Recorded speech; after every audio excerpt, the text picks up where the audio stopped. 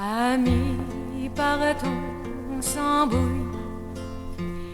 La pêche sera bonne, la lune qui rayonne éclairera la nuit. Il faut qu'avant l'aurore, nous soyons de retour pour sommeiller encore avant qu'il soit grand jour. Bonjour, cher grand-papa. Dans quelle ville êtes-vous né? À W-ville, Saint-Anne-du-Sault, autrement dit. J'ai été bâti à Saint-Wenceslas en 1892. Et en 1899, on s'est en été resté de notre place, du nom de Saint-Hubert de Spalding au lac Mégantic. Au lac Mégantic, c'est une petite ville dont on est allé il y a 2 ans, je crois. On l'avait visité, puis votre père a travaillé sur cette église de cette ville? Mon père a travaillé, puis moi-même. J'étais pas vieux, mais j'ai travaillé pour préparer la pierre avec mon père. Mon père était un maçon qui taillait de la pierre, des grosses roches dans le champ. Il taillait ça en morceaux de pierre de 12 pouces carrés, qui ont servi pour faire le subventionnement de l'église. Dans cette ville, il y avait l'école Saint-André? Les frères, l'école, le collège était l'école des frères du Sacré-Cœur, ou du lac Mégantic. Et à cette école, vous avez appris plusieurs poèmes et chansons, dont vous vous en souvenez quelques-uns?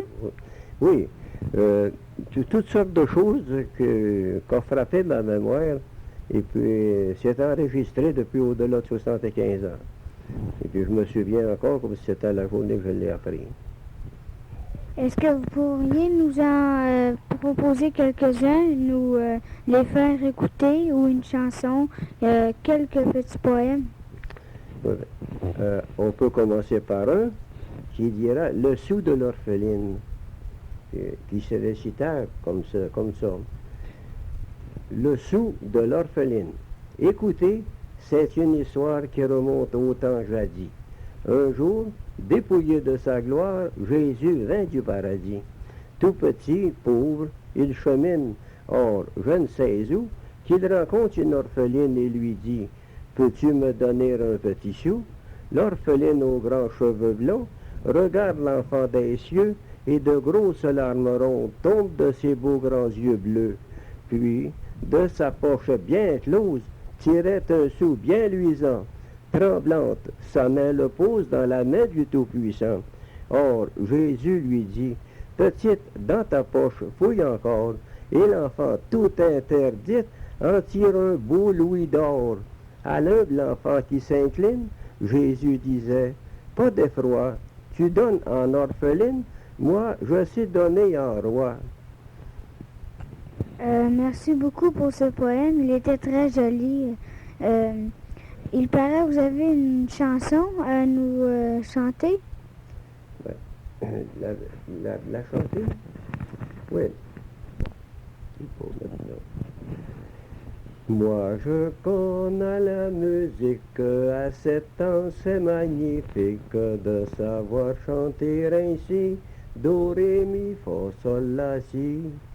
Car dans les chants de l'enfance, j'apprends tout avec aisance. À l'auteur un grand merci, do, ré, mi, fa, sol, la, si.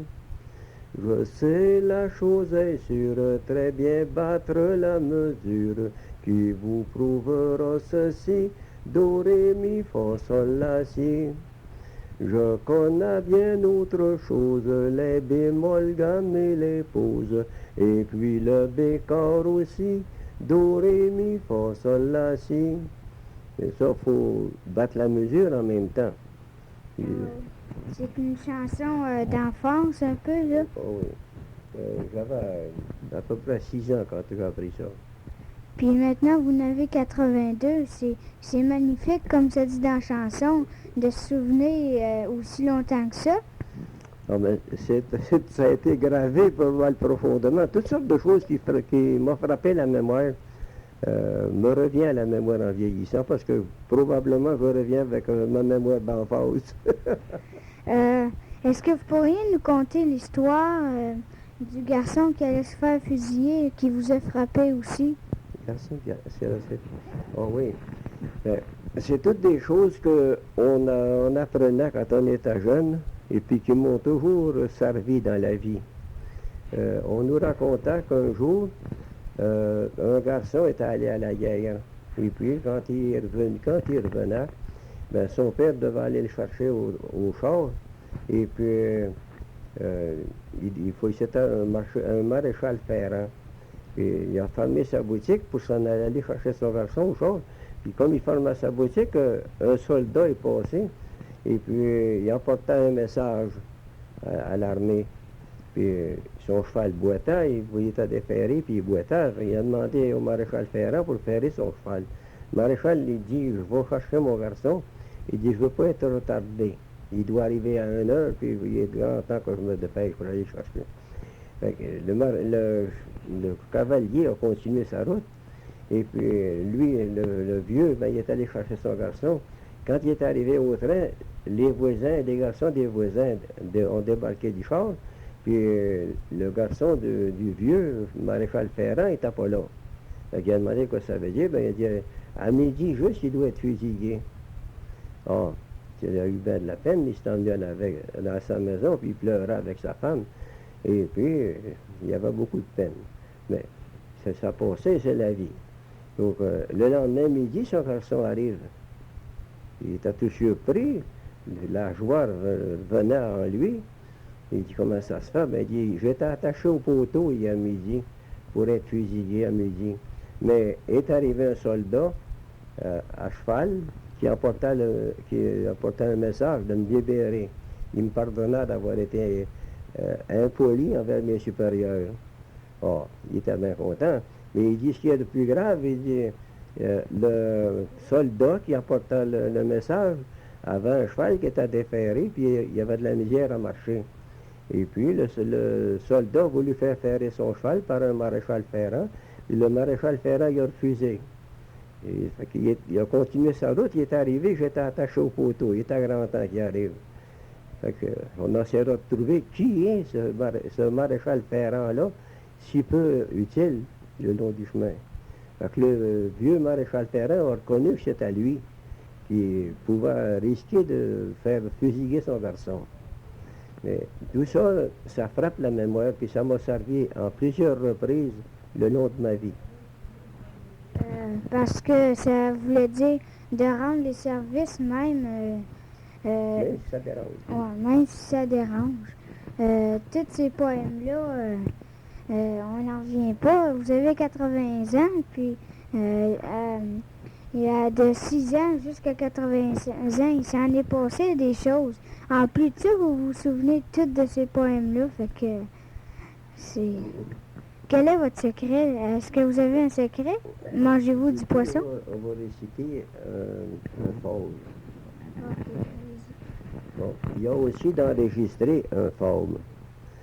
Le renard, le coq et le renard.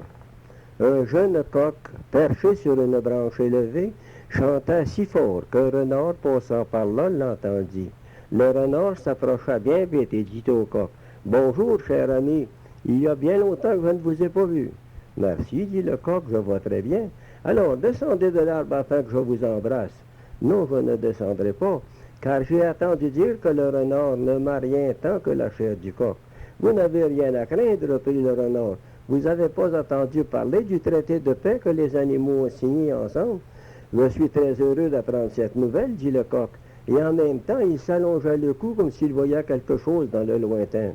« Que regardez-vous? Demanda le renard. »« Oh, ça n'est rien de bien important, dit le coq. Ce ne sont que des chiens qui se dirigent de notre côté. »« Des chiens? S'écria le renard. Il faut que je décampe. »« Décamper, dit le coq, en temps de paix? »« Oui, repartit le renard, car ces vilains requins n'ont pas entendu parler du traité de paix que les animaux ont signé. » Ah, c'est une jolie fable aussi. Ça dit, est-ce que c'est le renard qui a menti ou si c'est les chiens ou si c'était pas vrai le traité de paix? C'est bien certain que c'est leur nom. Ah, parce que la poule, ça l'intéresse. Ah oui. Autant que les chiens intéressés au renard. Oui, il aimait mieux faire affaire avec le coq qu'avec les chiens. Maintenant, vous êtes ici à Montréal, là. Vous avez sûrement vu ça, là. On vient juste d'y aller, passer sur les autoroutes, les boulevards, puis il n'y a plus de pollution, puis beaucoup de chars. Est-ce que ça vous frappe, ça? C'est certain que ça frappe une personne, seulement on finit par s'habituer à toutes ces choses-là. Mais seulement que quand on ne vient pas en ville souvent, c'est toujours du nouveau. Vous restez anglais depuis combien d'années? Je reste anglais depuis 27 ans. D'abord, je me suis emmené au Témiscamingue, j'avais 27 ans. D'abord, je me suis emmené au Témiscamingue, j'avais 15 ans, en 1907. En 1947, on a abandonné la paroisse de Guérin pour s'en aller à Anglier. Et depuis ce temps-là, ça fait 27 ans que je reste à Anglier. Est-ce que vous avez déjà habité à Guérin? J'ai resté 40 ans. Vous êtes pas né à Guérin, par exemple? Non, je viens de dire que j'avais 15 ans. En 1907, j'avais 15 ans quand je suis arrivé à Guérin. Le premier hiver qu'on a resté à Guérin, on était à 3. Le canton Guérin a 10 000 carrés, mais notre premier voisin était à 12 000. Et puis, à part de ça, ben, c'était des chemins dans le fond des bois. Mais vous trouviez pas la vie sollicitaire quand vous arriviez d'école, être tout seul, pas d'amis? Bon, ben, j'avais fini à l'école dans le temps. Je me croyais homme. Mais quand même, à cet âge-là, on peut avoir des amis. Mais il n'était pas que... L'ami que j'avais, c'était le travail. C'était mon meilleur ami. Quand j'avais une minute pour travailler, à part que pour débarrasser la terre, l'hiver, faire chantier dans les bois, j'ai fait 42 hivers de chantier. Et puis 8 années de forge. 8 années de forge.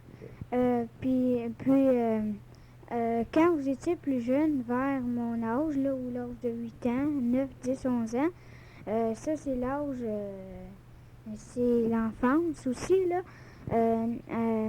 Vous étiez quand même jeune, mais qu'est-ce que vous faisiez à cet âge-là? On ne pouvait pas vous donner du travail bien dur ni trop facile. Mais moi, j'ai jamais joué. J'ai essayé une fois de glisser, puis j'étais maladroite pour jouer, ben, je glissais avec sur le nez. Seulement, quand j'étais tout jeune, là, ben, naturellement, je ne pouvais pas travailler, mais à l'âge de 7-8 ans, j'avais toujours une scie pour scier du bois de chauffeur, plutôt que de courir dans le chemin. J'avais toujours quelque chose à faire en ouvrage, plutôt que d'être loisir. J'ai déjà entendu parler, c'est-à-dire qu'à Guérin, vers l'âge de 7 ans, vous étiez perdu dans le bois. Est-ce que vous pouvez nous raconter cette aventure? C'est pas à Guérin, c'est à Saint-Hubert de Spalding, qui est à 8 milles du lac Mégantic. J'étais avec mon père le matin vers 7 heures pour aller voir au collat, voir s'il y avait des lièvres. Puis comme il n'y avait rien, ben, j'ai repris le chemin de la maison, puis je l'ai laissé sans m'en rendre compte. Et puis j'ai couru, j'ai une distance à peu près de 5-6 milles dans le bois. Et puis j'ai parti à 7 heures, environ 7 heures le matin. J'ai sorti du bois à 6-7 milles de chez nous. Et puis il est à 4 heures de l'après-midi. Mais tout ça, est-ce qu'il y a quelqu'un qui vous a ramassé du bois? Oui, j'étais sorti sur un chemin, puis les gens me cherchaient dans le bois. Et puis ils ont envoyé une voiture à l'autre rang pour voir si il y avait des chemins à toutes les 2000. Et puis j'ai parcouru partout là-dedans, oui, puis j'ai sorti à l'autre rang. Puis un homme était allé voir si j'étais sorti là, puis ils m'ont rencontré, ils m'ont emmené. À quel âge vous vous êtes marié? Oui, je me suis marié à 24 ans. Et ma femme avait 17 ans. Et puis on a élevé 18 enfants. Donc, à un moment, là, c'est la 18e. Est-ce que maman, c'était la plus gâtée? Alors, on ne croyait pas gâtée, mais elle était choyée. Parce qu'elle était bien fine, puis toute la famille l'aimait. Parce que je voulais être au courant un peu de ma mère, que ce qu'elle faisait dans son enfance. Le plus vieux de vos enfants, c'était qui? Le plus vieux, c'était une fille. On l'avait fait baptiser sur le nom de Blandine. Elle est venue au monde en 1917. Et puis, en 1942, on avait fini d'élever notre famille. Comme ça, la petite gang, comme on dit, là, était faite. Oui, tout était fini. Toutes des gens vigoureux, puis qui s'aimaient entre eux autres. Puis, aujourd'hui, on fait des fêtes de famille encore. Et puis, c'est ce qui m'a emmené à venir fêter avec mes enfants de Montréal. Et puis, parce que maintenant, je suis seul. Notre maman est morte en 1973. Elle avait 73 ans. C'était grand-papa Falardeau, 27 décembre 1974. Partons, la mer est belle, embarquons-nous pêcheurs, guidons notre nacelle, ramons avec ardeur, au maillissant les voiles, le ciel est pur et beau, je vois briller l'étoile qui guide